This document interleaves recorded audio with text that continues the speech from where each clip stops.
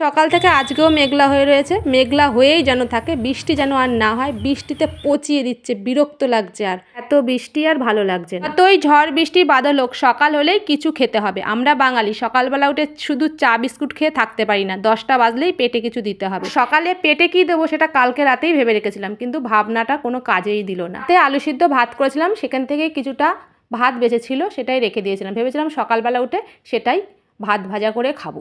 এই ময়ূরী শুনলো ভাত ভাজা করব, বললো আমি কিন্তু খাবো না ভাত ভাজা।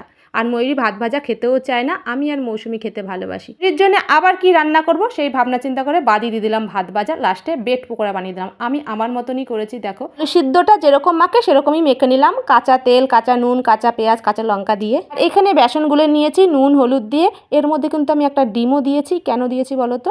আমার মেয়েরা ডিম খেতে চায় না, ডিম খেলে বলে ওদের আস্তে আস্তে গন্ধ লাগে, তাই আমি চেষ্টা করি কোনো খাবার করতে গেলে একটু ডিম দিতে, তাহলে ওদের পেটে ডিমটা একটু যাবে সেজন্যে। তোমরা যখন বানাবে বেসনের মধ্যে ডিম নাও দিতে পারো। আর আলু সিদ্ধটা তোমরা খুব সুন্দর করে বানাবে, যেটা আমি বানালাম সেইভাবে বানাবে না। এইভাবে বানিয়েছি এই কারণে, আমাকে তো সেই ঠান্ডা ভাতগুলো খেতে হবে জল ঢেলে, সেজন্য আমি এইভাবে বানিয়েছি। তোমরা যখন বানাবে তেল দিয়ে শুকনো লঙ্কা রসুন ফোড়ন দেবে, তারপরে পেঁয়াজ দেবে, তারপরে আলু সিদ্ধটা দিয়ে নুন হলুদ দিয়ে ভালো করে কষিয়ে নেবে, তাহলে সেটা খেতে বেশি স্বাদ হবে। আমি তো ভাত গিলবো বলে আমাকে এইভাবে আলু সিদ্ধটা মাখতে হয়েছিল।